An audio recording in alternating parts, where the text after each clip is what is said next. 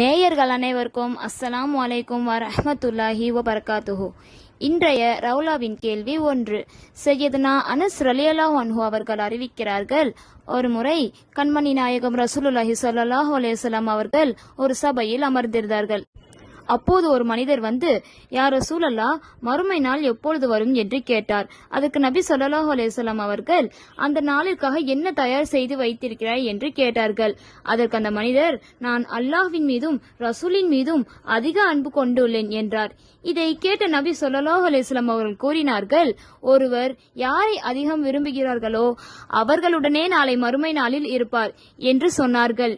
நபியின் இந்த சொல்லை கேட்டு நாங்கள் அடைந்த மகிழ்ச்சியை போல வேற எந்த நாளிலும் அடைந்தது கிடையாது என்று அனஸ் ரலியல்லாஹு அன்ஹு அவர்கள் அறிவிக்கிறார்கள். ஆதாரம் புகாரி மற்றும் முஸ்லிம். அன்பானவர்களே, இதிலிருந்து நாம் பெறக்கூடிய படிப்பினை என்னவென்றால், நாம் இந்த உலகில் வாழும் காலங்களில் நம் நபியின் மீதும் நல்லோர்களின் மீதும் அதிக அன்பு வைக்க வேண்டும். இதன் மூலமாக நாம் அல்லாஹ்வின் அன்பையும் பெற்றுக்கொள்ளலாம். எல்லாம் வல்ல அல்லாஹ் அப்பேற்பட்ட பாக்கியத்தை நம் அனைவருக்கும் தந்தருள் புரிவானாக. ஆமீன். அஸ்ஸலாமு அலைக்கும் வரஹ்மத்துல்லாஹி வபரகாத்துஹு.